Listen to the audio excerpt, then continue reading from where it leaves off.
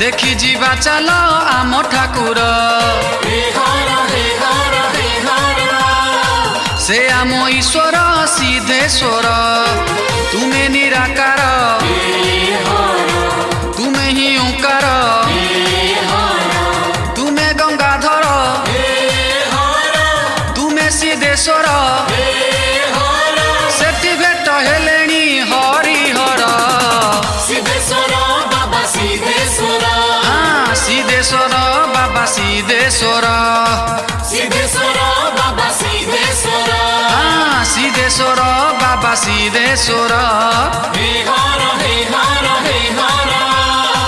देखी जीवा चल आम ठाकुर देखी जीवा चल आम ठाकुर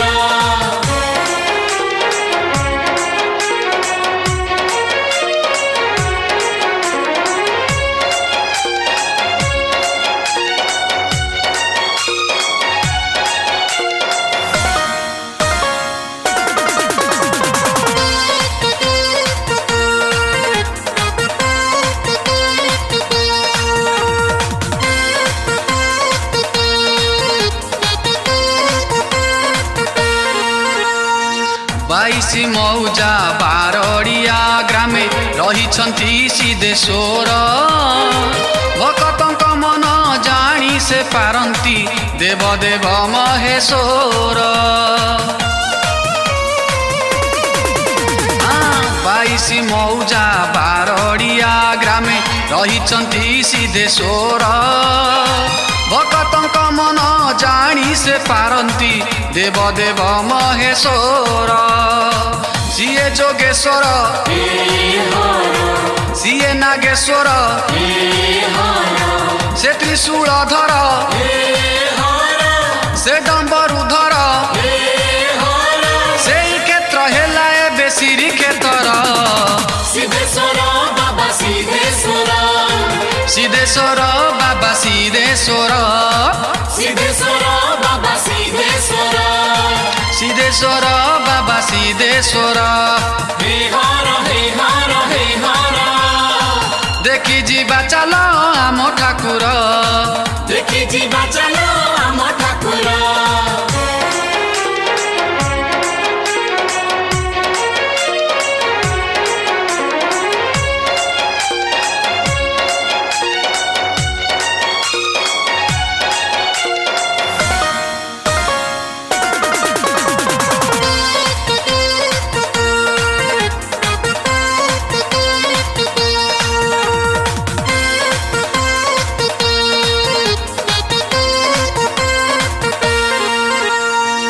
आसिलेणी एबे प्रभु जगन्नाथ हेलाणी वैकुंठपुर भक्त भिड़रे कंपु अछि पीठ भेट एठी हरिहर आसिलेणी एबे प्रभु जगन्नाथ हेलाणी वैकुंठपुर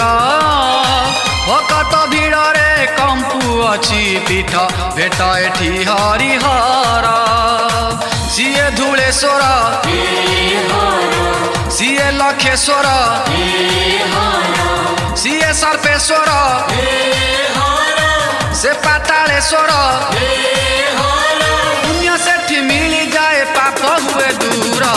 सिद्धेश्वर बाबा सिद्धेश्वर से आम ईश्वर सिद्धेश्वर सिद्धेश्वर बाबा सिद्धेश्वर जय जय बाबा सिद्धेश्वर देखी जीवा चलो आम ठाकुर देखी जीवा चलो आम ठाकुर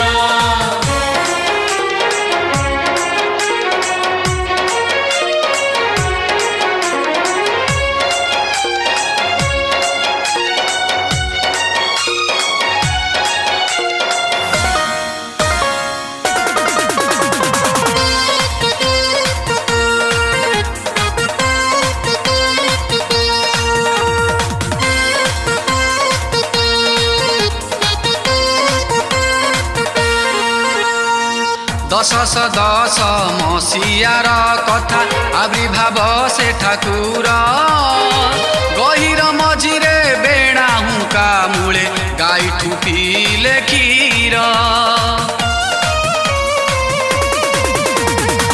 ଦଶ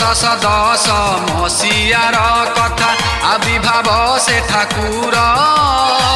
ଗହିର ମଝିରେ ବେଣା ହୁଙ୍କା ମୂଳେ ଗାଈଠୁ ପିଇଲେ କ୍ଷୀର। ସିଏ ଭୂତେଶ୍ୱର ସିଏ ଗତେଶ୍ୱର ସେ ପାତାଳେଶ୍ୱର ସେ ଚନ୍ଦ୍ରଶେଖର